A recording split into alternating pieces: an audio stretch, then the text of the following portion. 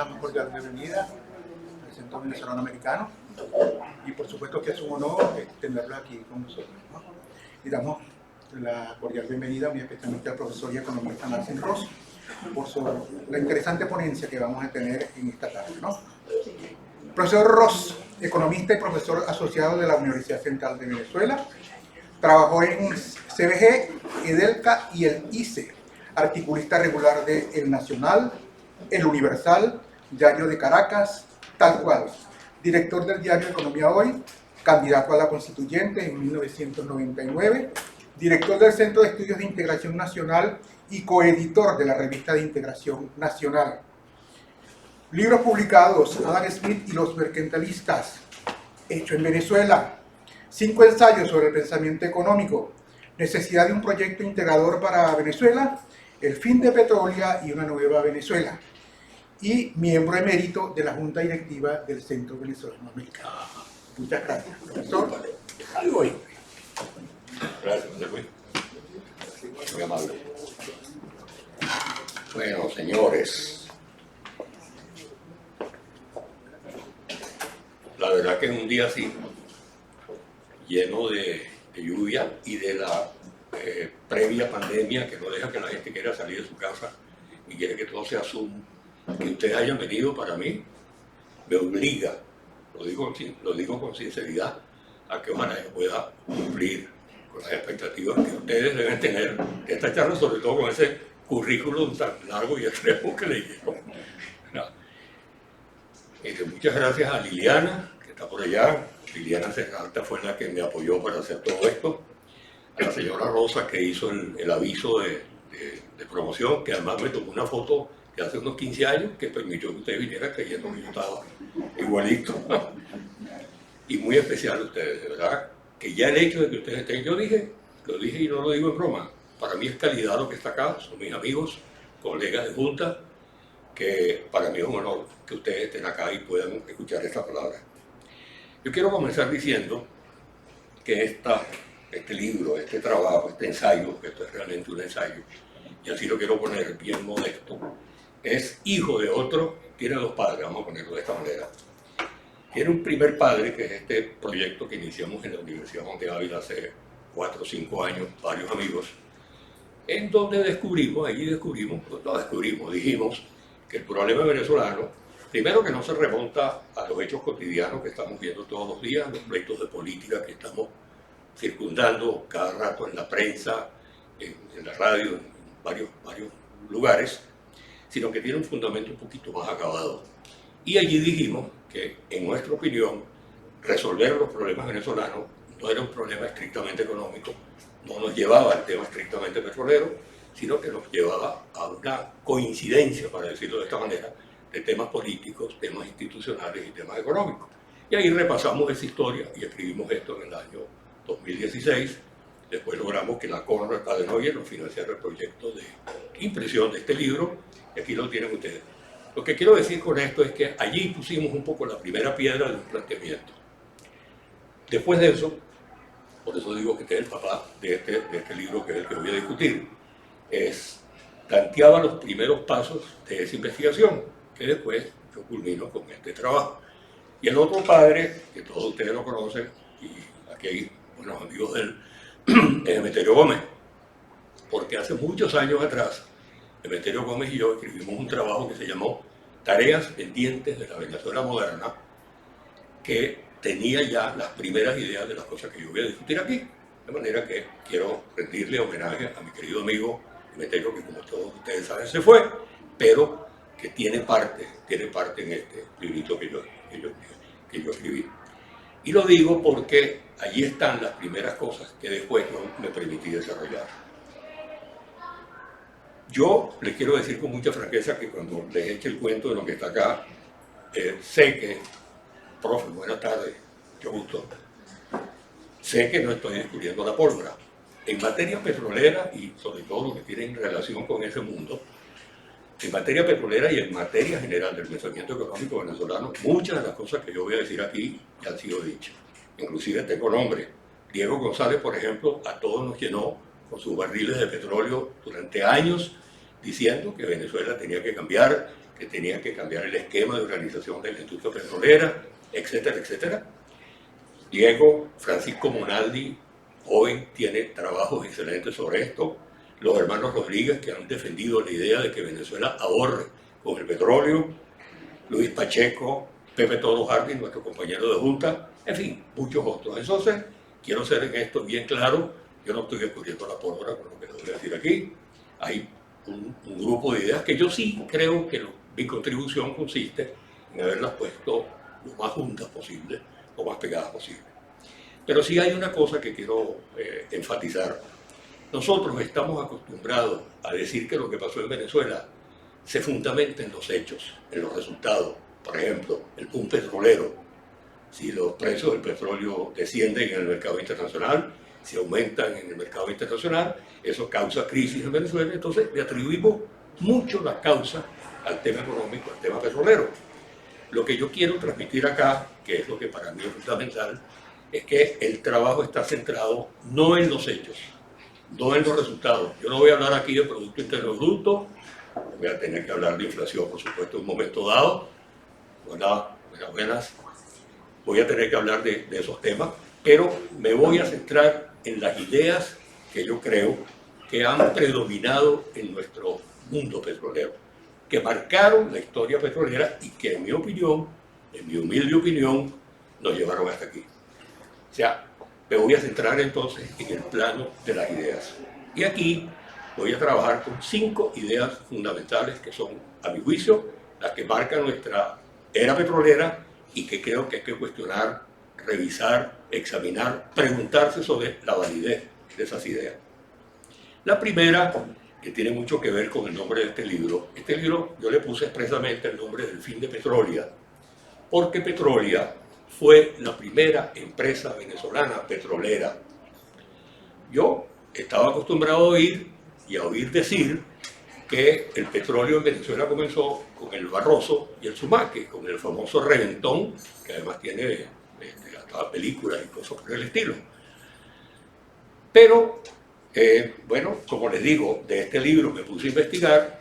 Yo no conocía mucho el tema de Petrolia, me fui a averiguar qué cosa era Petrolia y me conseguí un libro que escribe Aníbal Martínez, gran amigo del mundo petrolero, que ahora está vivo, que se llama El Camino de Petrolia.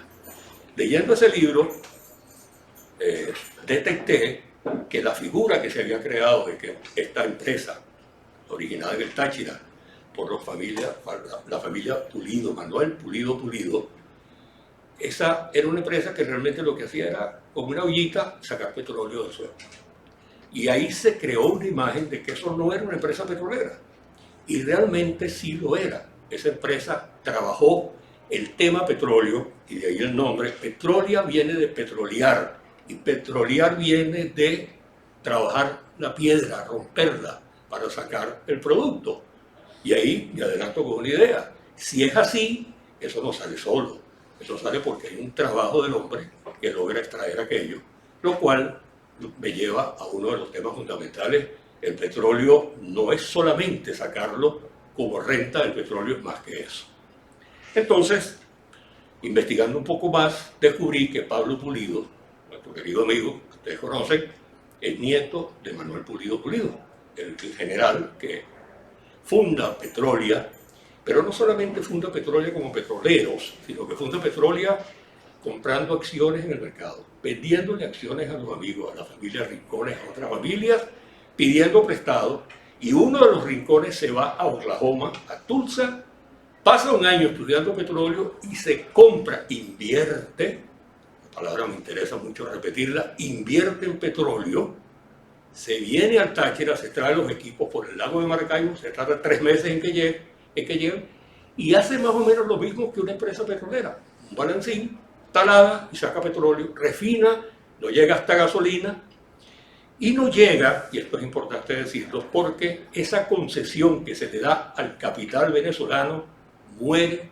para siempre, y perdone que lo diga de esta manera, me adelanto, muere para siempre la participación del capital venezolano en la industria petrolera. Ustedes saben muy bien que en el año 76, cuando se estatiza la industria petrolera, se van Mito Juan, se van las Mercedes, se va Talón, varias empresas que eran de capital venezolano. Y yo me atrevo a decir que hasta hoy, Capital Luis Eduardo, que sabe bastante de eso, no hemos tenido más nunca una empresa de capital venezolano. Es decir, idea central para mí, que estoy viendo mucho en el libro, el capital venezolano desapareció del mercado petrolero. Entonces, bueno, si me permite que yo llegue ya a las cosas que hay que hacer, es que el capital venezolano tiene que volver a entrar en el mercado petrolero, en la industria petrolera. Esa es la historia de Petrolia, muy explicada, y aquí hay que hacer un razonamiento de que las cosas tienen su momento histórico.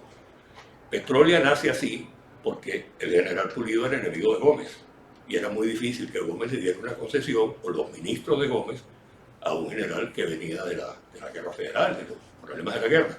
Entonces, hay un tema allí que contamina, digamos, el nacimiento de la industria petrolera venezolana, que es el tema de que venimos de un conflicto militar, de la guerra federal. Habían enemigos militares. Entonces, no nace como en Estados Unidos, que no había nada de esas cosas. En Venezuela nace hija de un conflicto militar y un conflicto político. Y eso, digámoslo así, contamina el hecho del nacimiento de esta industria. Entonces, número uno, no es verdad, al menos preguntemos, ¿no? Preguntemos si es verdad que el origen de la industria petrolera está solo en Barroso y en lo que viene después, que es la participación del Estado, porque llegan las grandes compañías petroleras. Imagínense ustedes el momento de ese capital venezolano lleno de conflictos, donde llega la Standard y llega la Royal Dutch y llega la Shell a Venezuela. Bueno, ese capital era muy difícil competir en aquel momento. Pero también hay que tomar en cuenta que al Estado venezolano ya le convenía, y adelanto una idea que luego desarrollo, al Estado venezolano ya le convenía hacer la propiedad de la industria petrolera. Y el padre de la criatura se llama Simón Bolívar. Quizás todos ustedes oyeron del famoso decreto de Bolívar, donde se dice que las minas han de ser de la República. Sí, ciertamente, pero lo que no sé hasta dónde se ha trabajado, se ha investigado, se ha dicho, es que ese decreto es copia fiel, comillas, no estoy diciendo que Bolívar se lo copió, estamos hablando del año 1829, ya la guerra ha terminado prácticamente, y es que se toma prácticamente, se copia la palabra, tengo que decirlo de esta manera, del decreto que hace que las minas sean del rey de España. Y hay una frase que me llama la atención, que leí por ahí en algún lado, que dice: las minas son, fíjense la palabra, las minas son, así textualmente, las minas son propias de la corona. Propias de la corona quiere decir que aquí se trasladó el tema de la propiedad de la corona, el Estado español, a la República Venezolana. Pero resulta que la República es algo más que la corona, es algo más que el Estado. Y ahí nace la idea de que, siendo que es de la República, el subsuelo, el petróleo del subsuelo y el petróleo, permítame que lo ponga de esa manera, debe ser siempre propiedad del Estado. Pregunta, ¿por qué? ¿Por qué siempre del Estado? Los propietarios del petróleo son los venezolanos, ciudadanos que viven en este país. Y eso ha quedado como en el aire. Inclusive, permítame que lo diga, nunca hemos discutido eso. Bueno, sí se ha discutido en determinados momentos, pero no ha prevalecido en la opinión pública la idea de quién es el dueño del petróleo. Y ha quedado la idea de que el dueño es el Estado venezolano, y ahí tenemos PDVSA. Bueno, pasen ustedes rápidamente a hoy el panorama que tenemos con nuestra industria petrolera. Eso entonces marca la historia, porque ¿quién se va a atrever? Yo no me estoy atreviendo, no me atrevo a tanto, pero ¿quién se va a atrever a discutir el decreto de Bolívar? Muy difícil, pero ahí hay una primera huella. La segunda cosa, segunda idea, ¿cómo se entiende la llegada del petróleo a Venezuela? La frase "sembrar el petróleo" se nos marcó, a mí me marcó, la repetí 20 millones de veces. Tú eres testigo, Daniel, con Emeterio, los pleitos, sembrar el petróleo, pero nunca la discutimos. Y Uslar, cuando la pronuncia, se dice que es Uslar, Adriani, todavía no está claro el tema, pero no importa. La idea de sembrar el petróleo es muy bonita. Claro, llega aquella avalancha de dinero de cambios de tecnología de empresas extranjeras a Venezuela, y aquellos que estaban en la agricultura ven inundado su terreno. Y entonces ahí viene la frase, porque además esa frase tiene que ver con que las finanzas públicas se desbarataron en Venezuela. Empezó a llegar demasiado dinero, demasiada abundancia, y en esa abundancia, bueno, Uslar llama la atención y escribe el famoso artículo del 36, de julio del año 36, donde dice hay que sembrar el petróleo. Correcto. Pero hay una parte de sembrar el petróleo que es discutible, y es que también en la frase está la idea, uno, qué cosa extraña es esa cosa que llaman petróleo.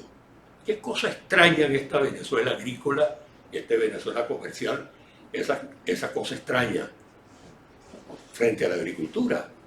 Y entonces esa cosa extraña se asimila de manera, a mi juicio, siempre recordemos que estamos en un momento histórico muy particular, se asimila de mala manera. Aparece la idea del excremento del diablo, aparece la idea de la maldición de los recursos, y entonces se siembra la idea, que yo creo que está todavía presente en Venezuela, de que el petróleo todavía como que es una cosa mala, y como además los resultados de esa era petrolera de 100 años de petróleo en Venezuela no son los mejores del mundo, bueno, ahí hay una especie de maldición, hay una especie de condición natural, cosa que sabemos que no es. Inclusive Jeffrey Sachs escribió un libro muy famoso que se llama La economía de los recursos exhaustibles, donde casi dice que el país que tiene petróleo o algo parecido está destinado a la ruina. El problema no está allí, obviamente, el problema está en cómo es que nos organizamos, cómo es que los venezolanos se organizaron para trabajar el petróleo. Hay una frase muy famosa que repite Pérez Alfonso, que dice, cuando se da aquel desorden, entre comillas, porque quiero usar la palabra con mucho cuidado, pero desorden cuando comienzan a repartirse las concesiones petroleras de Venezuela, por allá por los años 50, Pérez Alfonso dice, primero, no más concesiones, había que parar aquel desorden. Y luego dice una frase todavía más fuerte que es, hay que cerrar los grifos de la industria petrolera. Cerrar los grifos significa decirle a Venezuela que su cosa más productiva, su economía más productiva, su actividad económica más productiva, había que cerrarla, había que descartarla. Cosa que ahí entre Emeterio, cuando estamos hablando de estas cosas, decimos, pero qué absurdo. ¿Pero cómo vamos a decir que el petróleo no es productivo? Sí, es que la agricultura sí era productiva porque en la agricultura hay que arar la tierra, hay que trabajar fuerte. En el petróleo no, en el petróleo eso es extraerlo nada más, ¿no? Para llegar a petróleo, ustedes lo saben muy bien, para llegar a petrolear, si me permite, hay que hacer muchas cosas antes de petrolear, y después hay que petrolear, y después hay que comercializar.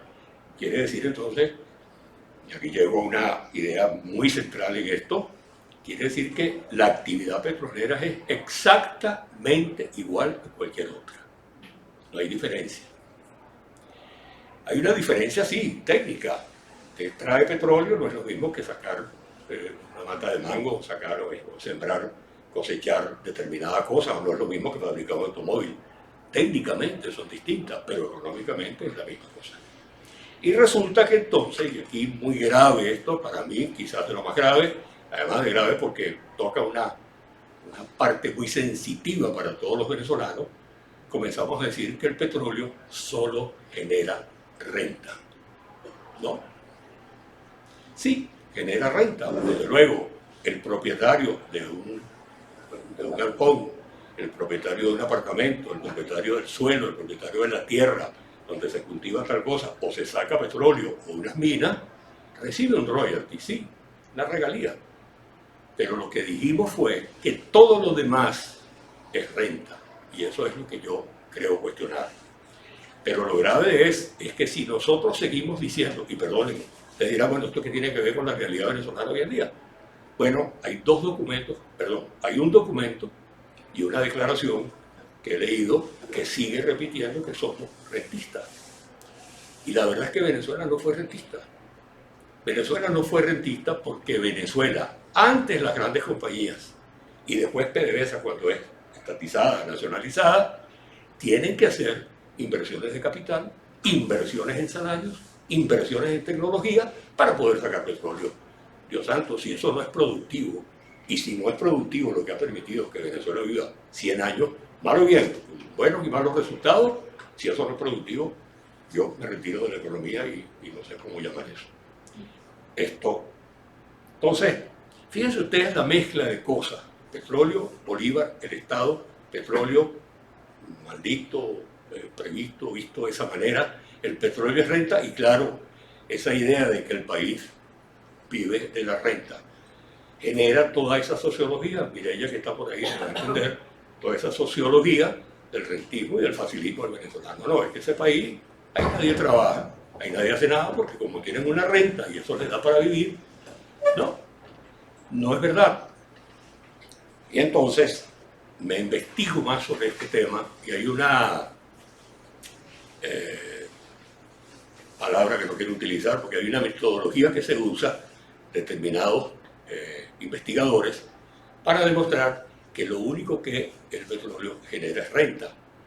A partir de la teoría clásica del comercio internacional, no voy a entrar en ese detalle, y tomando en cuenta la vieja teoría de Ricardo sobre la renta de la tierra, se llega a decir que lo que sucede es que en el mercado internacional se produce un ingreso del cual se debe deducir el ingreso o la tasa de rendimiento de los capitales internacionales que se le asigna un determinado valor y por consecuencia de todo el ingreso que se genera, que incluye utilidades, salarios y renta, de todo aquello que está en el mercado internacional aparentemente creándose allí, de todo eso se deduce una tasa que se dice es de 10% y el resto es renta. ¿Cuál es el tema?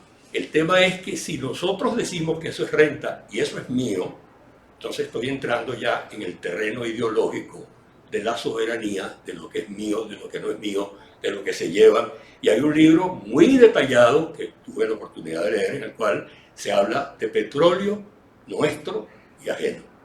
Es decir, esa percepción moralista, sentimental, en la cual nosotros comenzamos a sentir que nos estaban llevando esa cosa que es nuestra riqueza. Cuando en el que nos estaban llevando esa riqueza, sí, efectivamente, hay una parte que es propiedad y corresponde a la regalía y corresponde a la renta, pero hay una parte que no lo es. Entonces, concluyo ahí diciendo, no es verdad que el petróleo genera renta. No es verdad que debemos seguir repitiendo que somos rentistas. Y no es verdad, y aquí voy al segundo documento, que digamos que la solución del problema venezolano es dejar el rentismo petrolero. ¿Qué quiero decir? Si yo digo que hay que dejar el rentismo petrolero, bueno, entonces hay que dejar de invertir, hay que dejar de explorar, hay que dejar de averiguar, hay que dejar de comercializar, hay que dejar de producir petróleo. Es decir, a mi juicio, y perdón, suena fuerte una palabra quizá un poquito dura para esto, pero creo que eso es un poco una barbaridad. Es decir, si yo digo que voy a abandonar el rentismo petrolero, estoy abandonando producir 3 millones de barriles, 3 millones y medio de barriles, 800.000 barriles de crudo que se producen hoy día o se produjeron ayer. Entonces, a mí me parece que esos temas, fíjense ustedes dónde voy, y vuelvo a repetir, no estoy descubriendo la pólvora. Lo que yo quiero transmitirles a ustedes es que me ayuden a pensar en esto. Ayuden a pensar en qué sentido. Esto tiene sentido pensar ahorita, esto tiene sentido que lo sigamos diciendo. Bueno, yo creo que sí. La declaración a que hacía alusión, es de Maduro. Maduro ha dicho reiteradamente los últimos 5, 10 o 15 años y atrás, Chávez también, que la solución del problema venezolano era abandonar el rentismo petrolero. La frase está allí. Pero lo peor, he leído un documento de una muy ilustre institución gremial empresarial venezolana que hace un diagnóstico de la situación venezolana y llega a la conclusión de que la solución nuestra es abandonar el rentismo petrolero. Es decir, yo pregunto, ¿querrán decir que abandonemos la producción de petróleo y nos dediquemos a otra cosa? Yo pongo eso en términos de la era digital. No, yo no sé, a todos les pasó, me imagino que ustedes también, cuando llegó el celular, aquella cosa extraña, Dios santo, el celular, cuando mi teléfono fijo, toda esa sensación que uno tiene frente a lo nuevo. Bueno, es lo mismo con el petróleo. El petróleo en aquel momento fue nuevo para aquellos que estaban allá. Inclusive recuerdo una frase, perdone que a veces me vaya de la cronología hacia atrás, una frase que dijo un importantísimo personaje de la burguesía venezolana, del comercio venezolano, que cuando llegó la oportunidad de trabajar petróleo, dijo, es que eso no es nuestro negocio. Sí, también hay un problema allí de si hasta dónde el capital venezolano de aquella época estaba preparado para subir la industria petrolera o no. Entonces, todas estas cosas van marcando estas ideas, que es lo que a mí me parece que es importante, marcaron el tema petrolero. Bolívar es una maldición, es una renta, no es un servicio productivo, es una actividad económica distinta a todas las demás, no. Y yo creo que eso nos lleva pues a una reflexión que creo que es importante, sobre todo porque mi temor es que se repita el esquema. O sea, cuando yo me pregunto, bueno, ¿esto tiene sentido decirlo ahora? Bueno, es que mi temor está, me adelanto un poco a las conclusiones, mi temor está en que se repita como ya vemos cómo van las cosas en la orientación actual de la administración actual de este país y cómo podría ser si esa administración cambia. Porque esta manera de pensar el petróleo, el Estado del dueño, en ese documento de esta importantísima organización empresarial, se dice que la inversión privada tiene que privar en Venezuela, que la libertad de la inversión privada, etc. Pero se dice inmediatamente, después de un punto y seguido, que el Estado debe conservar la propiedad del recurso petrolero. Bueno, yo no sé si ustedes son capaces de reflexionar conmigo y darse cuenta de si el hecho de que la industria petrolera haya sido del Estado venezolano está en la causa de las causas de las causas de que nosotros estemos donde estamos en este momento. Y yo creo que eso es una reflexión importante que vuelve a la pregunta. Pero señor, ¿desde cuándo le delegué? Y aquí, repito, ¿desde cuándo le delegué al Estado, solamente al Estado de la administración de la industria? Porque la pregunta que tenemos que hacernos es, bueno, ¿sigo o no sigo siendo el dueño? ¿Quién es el dueño de la industria petrolera? Y la poca capacidad de intervención, insisto, la poca capacidad de intervención que hemos tenido los ciudadanos o la sociedad civil en la gerencia, en la administración de la industria petrolera, creo que hay que sacarla a la luz. Y es una cosa que yo creo que nosotros tenemos que reflexionar. Cuando decimos que el petróleo es renta, aparece una segunda frase muy de la política que es, entonces la tarea de los venezolanos o del Estado venezolano es, hay que capturar la renta. Y de capturar la renta hay alguien que se la está llevando, alguien que la está apropiando, las grandes compañías internacionales. Y hay un problema de que si se las están llevando, entonces nace la idea que fue, caramba, petrolera desde que nace en el año 30 hasta hoy, la idea de soberanía. Entonces aparece ya el petróleo como el fundamento de la soberanía, porque hay que capturar la renta. En aquel esfuerzo que hicieron los primeros ministros, Alberto Torres, todos los demás, después con el intento de aumentar los tributos a las empresas petroleras, está bien, lógico, eso había que hacerlo. Pero de capturar la renta por la vía tributaria a capturar la renta como un principio de soberanía, ya cambia el tema ideológicamente de una manera fundamental. Porque de soberanía viene inmediatamente la palabra imperialismo. Entonces, aquí entramos en un momento en que en el año 30 ya un Salvador de la Plaza, el mismo Betancourt y muchos de los que estuvieron en esa época están hablando de que hay que defender la soberanía. Betancourt, Acción Democrática, logra suavizar y moderar ese mensaje y pasa del terreno imperialismo al terreno nacionalismo, y ustedes leen Venezuela, Política y Petróleo de Betancourt y se van a conseguir con la figura principalísima de cómo se comienza a moderar esa tesis. Pero esa tesis prospera después, muchos años después, en los más recientes años. Entonces, ¿qué sucede? Que si yo el petróleo le pongo el apellido soberanía, imperialismo, estoy colocándome en el juego geopolítico internacional de manera completamente abierta. Y creo que no tengo que poner ejemplos para decir lo que estoy diciendo en estos momentos.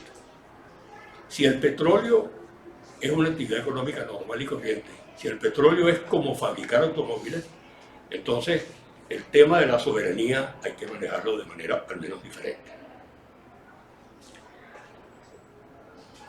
aparece también otro contexto que marca el tema petrolero. Cuando las empresas internacionales llegan a Venezuela, ¿cómo hacen?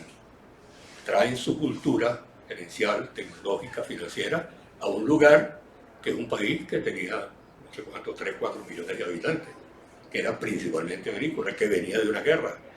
Y se genera la frase que bien acabada en la literatura económica, aparece el petróleo como un enclave en Venezuela, un enclave externo. Los campos petroleros y los lugares donde estos se ubican están separados de la comunidad. Si usted hubiera ido, eso estoy hablando de los primeros tiempos, si usted hubiera ido a Santo Tomé o a uno de estos campos, Lagunillas, bueno, y de ahí viene Casas Muertas. De ahí viene la idea de que entonces cuando estos campos se cierran, aquello queda todo en la miseria.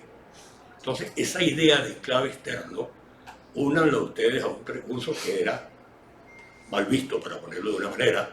Esa idea termina en la Venezuela de que la PDVSA que administra el Estado termina siendo una, comillas, caja negra. Dice Diego González, mi amigo muy petrolero que les mencioné antes, que el contacto que los venezolanos tenemos con el petróleo es una gasolinera. O sea, imagínense cuánto anecdótico significa esto. Y la pregunta es, ¿qué sabemos nosotros, los que estamos acá, de lo que está pasando con PDVSA en este momento? ¿O qué sabemos de lo que pasó en PDVSA antes? Siempre fue una caja negra. Fue administrada en el Estado, por el Estado, y nosotros, espectadores. Creo que es un tema que vale la pena revisar. Y estas 5 ideas terminan con una que comienza a aparecer después, progresivamente. Cuando se asume, cuando ya en la democracia, por cierto, un detalle importante, estas cosas no son solamente de estos 20 años. Estas cosas prevalecieron también en los años de la democracia, todas ellas. Porque, por ejemplo, la soberanía y el tema de capturar la renta tiene mucho que ver con el ingreso de Venezuela a la OPEP. Pérez Alfonso, 1960, creador de la OPEP, genera la tesis de que hay que defender precios. Claro que había que defender los precios, pero no es lo único que había que hacer. Porque fíjense ustedes, en el mecanismo de defensa de los precios, poco a poco fuimos reduciendo participación en los mercados hasta que Venezuela prácticamente desapareció, casi. Ustedes ven las cifras de la OPEP, de lo que produce Irak, de lo que produce Arabia Saudita, de lo que produce Kuwait, de lo cual Rusia, y se consigue una Venezuela marginal. Porque nosotros fuimos reduciendo la producción expresamente, voluntariamente, dependiendo de las circunstancias, cuando debimos rescatar una cosa que para mí es como obvia. Yo quiero producir más libros. Si yo soy una empresa cualquiera, yo quiero producir más cosas. El CBA tiene que producir más clases de inglés, si no, no sobrevive, ¿verdad, doctor Matica? Hay que producir más. Ingreso tiene que crecer. Entonces la industria petrolera venezolana fue la única que decidió no crecer. Ahí lo tenemos. Es decir, cuidado con la tesis de defensa de los precios, pero es que defensa de los precios es el tema de soberanía otra vez.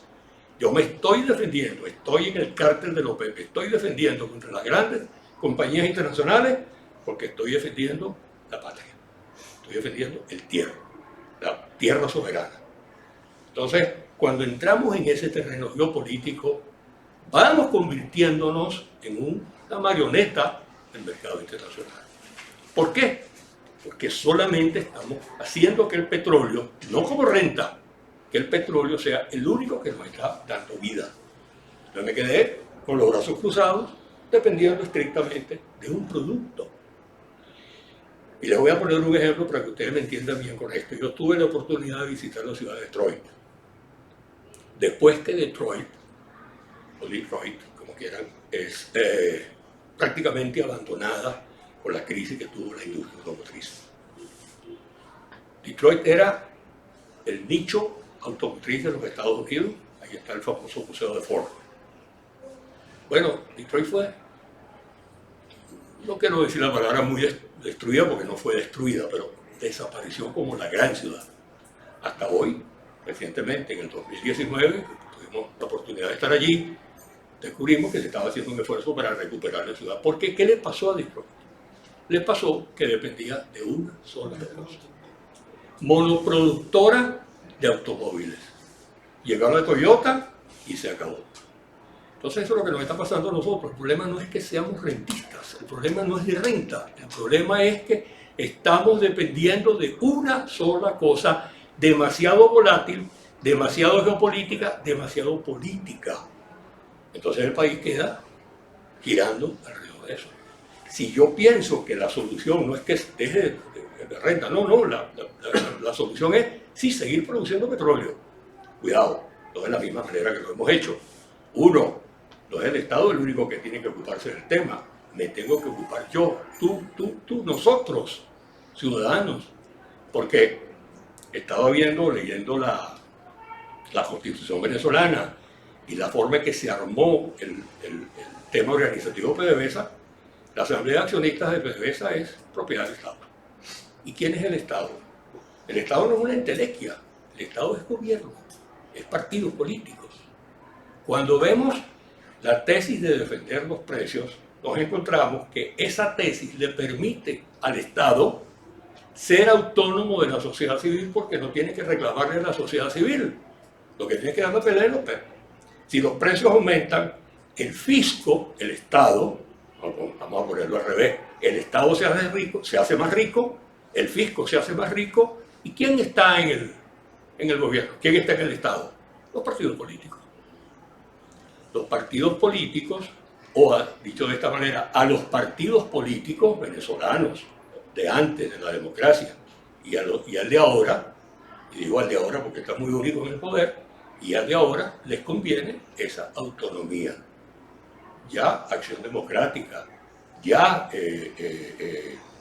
COPEI, o como se quiera llamar, no le tienen que pedir a la sociedad venezolana preguntarle, no le tienen que preguntar, invierto, sigo o no sigo. Permite, repito, una cosa bien importante, que los partidos políticos se hagan independientes de la sociedad. Y eso creo que tiene una significación bien relevante, sobre todo porque el petróleo permite multiplicar la fuerza de un poder en el Estado venezolano, el que tiene la propiedad, que es el Poder Ejecutivo. Entonces se nos genera ese gran desbalance entre el Poder Ejecutivo y quién es ese entre el Poder Ejecutivo y los demás. La pequeñez de la sociedad civil, la pequeñez de la Asamblea Legislativa frente a un Poder Ejecutivo poderosísimo que es el que maneja el país. ¿Y quién es el Poder Ejecutivo? Perdonen que repita esta frase porque sé que les va a gustar. Las minas son propias de la Real Corona, del monarca. Hemos creado un monarca. Hemos creado un monarca, permítame que lo diga de esta manera, sin darnos cuenta, posiblemente. Entonces, estas cosas, casi ya les digo esa misma idea, cuando les decía, Betancourt escribe Venezuela, Política y Petróleo, el hecho de permitir que el capital venezolano entre a la industria petrolera es muy complicado. Y hay una frase que me leí hace muchos años y que más o menos recuerdo ahorita, cuando Betancourt apela a Raúl Prebisch.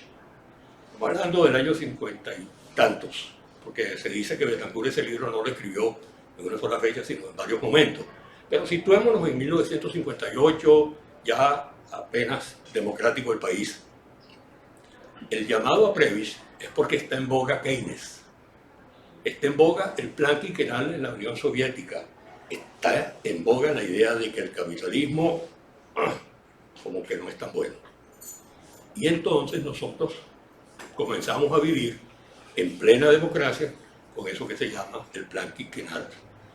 Y si me permiten una extrapolación que lleva las cosas a su límite, el plan quinquenal se nos convierte en un momento dado en el famoso quinto plan de la nación, que prácticamente, casi totalmente, se estatiza todo en Venezuela.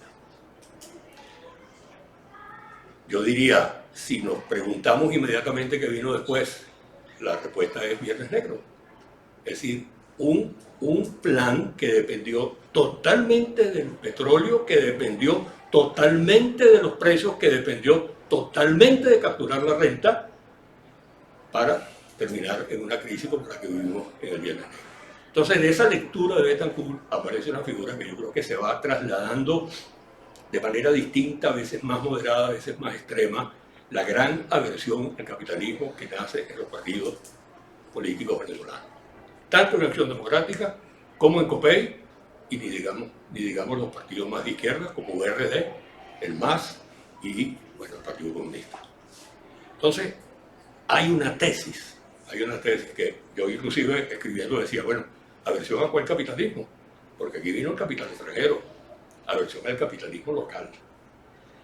Y eso es una lucha que está ahí presente y que tenemos que, digamos, racionalizarla, porque eso es lo que tenemos en este momento. En la democracia, el capitalismo venezolano, y no me gusta llamarlo capitalismo porque no creo que cumple las reglas de ser capitalismo, nace tutelado, subordinado al Estado. Creo que no tiene más defensa de eso. Toda la política que Venezuela lleva, toda la política económica que lleva, fue siempre tutelada. Hay momentos en que hay un despertar, un intento de cambiar programa económico en 1989. El intento de desbaratar esa relación y hacer que el capital venezolano dependiera más de la fuerza del mercado, menos del Estado. Y ahí están las consecuencias. Rebelión, rechazo, el empresariado venezolano, y ahora voy a defender esto un poco, rechaza ese esquema, rechaza ese plan, esa modificación, pero la rechaza porque aquí hay un fenómeno que quiero traer a la luz. Y es que Venezuela está marcada por un patrón histórico de conflicto político. Desde que nosotros, desde la Guerra Federal hasta hoy, el conflicto ha sido, aquí en este libro, lo decíamos así, el conflicto político y la exclusión política. Pero después me permití investigar en este y me di cuenta que tiene expresiones. Conflicto político, democracia, dictadura, Gómez, Pérez Jiménez, democracia. Llegamos al consenso por única vez en la historia en Punto Fijo. Por fin Venezuela, y esto creo que es bien importante a la hora de situar esto en el momento en que estamos, por fin Venezuela es capaz, sus partidos políticos, sus empresarios, sus sindicatos, a veces se dice que es un acuerdo que fue entre Acción Democrática y COPEI, entre Caldera y Betancourt, ¿no? El pacto de Punto Fijo es más que eso, porque ahí estaban los empresarios y estaban los sindicatos, pero lo importante es que nos pudimos poner de acuerdo por primera vez para poner en práctica el programa de mayor integración económica, política y social que ha tenido Venezuela. De 1958 a 1978, Venezuela tiene una ruta de crecimiento sostenido con indicadores sociales favorables y con una democracia creciendo. Pero ¿qué hicimos? Lo fuimos desmoronando, lo fuimos rompiendo. Y en 1978, permitan ustedes que yo sitúe una fecha que no es así como sano hacerlo, ya el pacto está muerto. En la Gran Venezuela, la ida al Estado, la elección de gobernadores, varias cosas nos llevan a una ruptura completa del pacto hasta hoy. Y la ruptura tiene nombre y apellido hoy en día porque no solamente se trata de un conflicto parecido al que termina con la destitución, la defenestración, la salida, la renuncia de Carlos Andrés Pérez, sino que termina con la exclusión política que tenemos en este momento. Es decir, con la pérdida de la democracia. Yo no sé cómo está mi tiempo, juventudes. Me quedan 10. Magnífico. Perdón. Hasta ahí yo siento que como que dije muchas cosas, me van aceptando, me van entendiendo, voy por buena línea. Fred dice, está riendo, esto no lo grabe. Bueno, ustedes van a tener derecho de una cosa más importante para mí. Yo quiero que ustedes me digan qué piensan de esto después, que me interroguen, que nos preguntemos. Y entonces, yo cierro estos 10 minutos. Esas son las ideas que están allí. No han desaparecido. Hay que combatirlas. Qué fácil decirlo. Ay, sí, ahora Maxine se va, a escuchar, ustedes se van, y ya. ¿Y ahora qué hacemos? Bueno, ahí veremos cómo resolvemos eso. Entonces, hay marcas que ya están en la era democrática. Una, conflicto. Conflictos necios. Por ejemplo, el conflicto cuando Herrera Campins arranca en el gobierno de Copey con Acción Democrática porque viene la Gran Venezuela endeudada y el partido de gobierno dice, eso no es problema mío. Ahí se separó el partido de gobierno del problema de Estado un momento y viene Viernes Negro. Todo el tema, si ustedes quieren podemos entrar en él luego. Necio, pero el conflicto político de ahorita ya no es necio, es ideológico. La exclusión política que hay en Venezuela 20 años para acá no es solamente una necedad, es que hay un enfrentamiento con una frase que, por cierto, Chávez en un momento dado pronuncia, que a mí me obligó a escribir uno de esos libros que me nombró José Luis, cuando Chávez cree que la causa de la crisis venezolana está situada en el capitalismo nacional. Y yo no lo acepto, no puedo. Escribí una cosa para discutir eso. La clave de la crisis venezolana está en cómo el Estado manejó la voracidad fiscal, la necesidad de permanecer por encima de la renta que se captaba en los mercados internacionales con un expediente muy sencillo, muy fácil de evaluar. Teníamos que sobrevivir y aparece una figura que se llama precio de referencia. Cuando los precios internacionales caen, Víctor, pase rápido, amigo. Esa parte no la graba. Vale, pero siéntate, Víctor, porque Luis me tiene que sacar eso de la charla. Víctor Poleo, me encanta que haya llegado, pero me hubiera gustado que hubiera llegado antes porque todo lo que estoy oyendo, él lo sabe, lo hemos hablado. Bueno, ¿dónde estaba? Ahora me fui. En la frase de Chávez. La frase de Chávez. Capitalismo salvaje. El capitalismo salvaje venezolano es el culpable de la crisis. ¿Cómo es que eso se da? ¿Cómo es que resulta la crisis? Porque el expediente de mantener al Estado vivo, vuelvo a repetir, es que el Estado no es una entelequia abstracta, una nube. Los señores que estaban ahí gobernando, ¿cómo mantener aquello vivo? Bueno, había que devaluar. Si el petróleo caía, ahí estaba. Si el petróleo caía a $30 el barril, $20 el barril, $2 el barril, bueno, el precio de referencia me permitía que el tributo fuera el mismo y el fisco crecía. Y para que el fisco creciera, y fíjense la tremenda consecuencia de esto, para que el fisco creciera, devalúo. ¿Y qué es devaluación? En Venezuela es muy clásico, sino que mi colega lo diga, Daniel, inflación. Tipo de cambio, ahí lo tienen ustedes ahorita. Se fue el bolívar, el dólar bolívar, de la tasa de los 4.30, que hace 2 años, estamos hablando de 8 y 9 ya, y está la inflación otra vez a los gatos. Hay una relación demasiado directa entre tasas de cambio e inflación en Venezuela. Pero el drama es que cuando hay inflación, entonces hay que recortar el gasto público. Y cuando recorto el gasto público, dejo de pagarle a la gente que está en el Estado, se reduce la demanda y el país entra en lo que llaman recesión. Entonces hicimos una componente perfecta, devaluando, inflando precios, inflación y recesión o contracción económica que vive Venezuela después del año 80, momento estelar, distinto, 1989-90 y después otra vez. Ahora, ¿cuál es el resultado de eso? 2 resultados, pero ¿cuáles son los resultados de eso? 2 resultados, uno económico, social y uno político. Devaluando, empobrezco a la gente.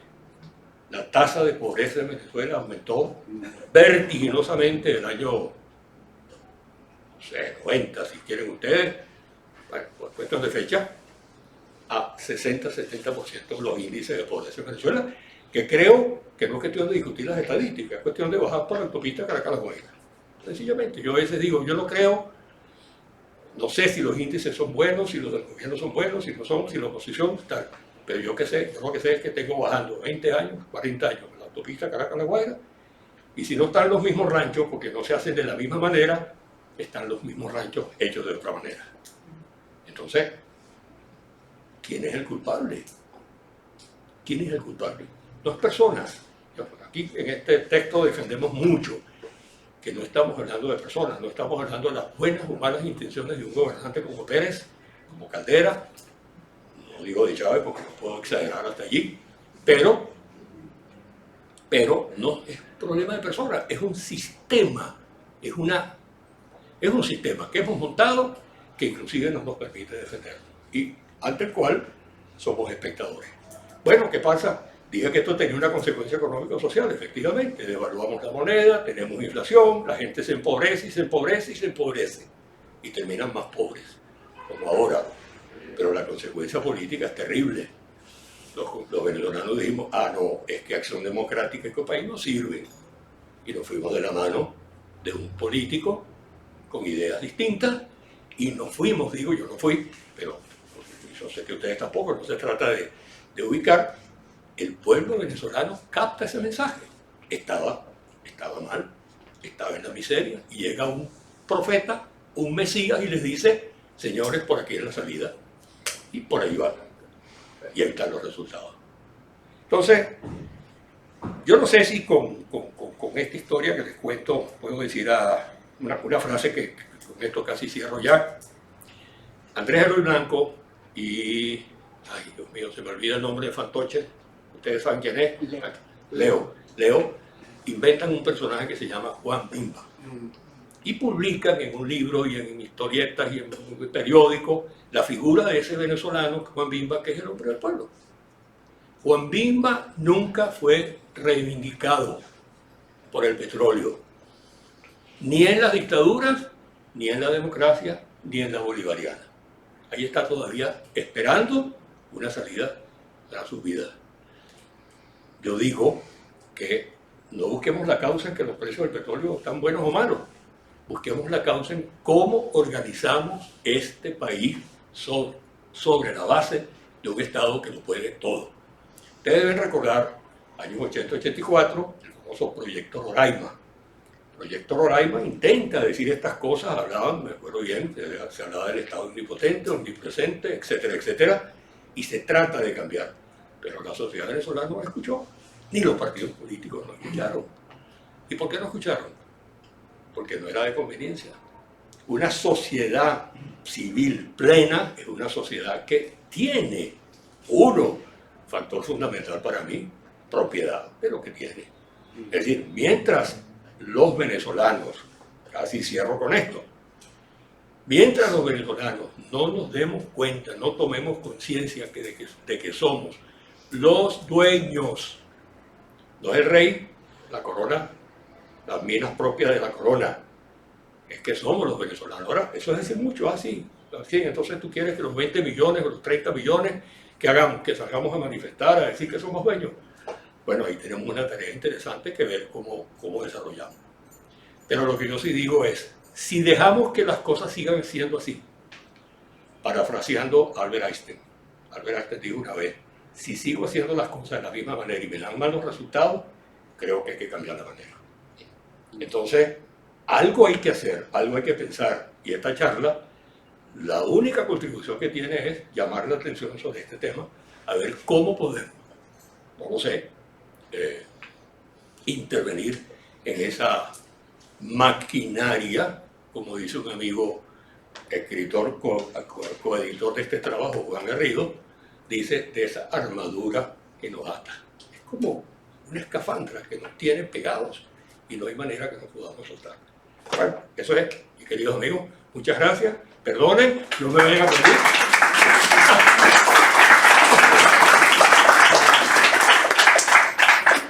Entonces, corresponde al currículum. Perfectamente. Más o menos. Bueno, entonces, muchas gracias, profesor. Y estamos abiertos para cualquier comentario, cualquier pregunta. Ya tenéis lista la primera. Abierto a todas las preguntas, observaciones, críticas y cuestionamientos. No sean complacientes conmigo, se los pido. De verdad, porque esto para nosotros es vital. Uno escribe esto y no quiere quedar en el aire. Uno quiere. Bueno.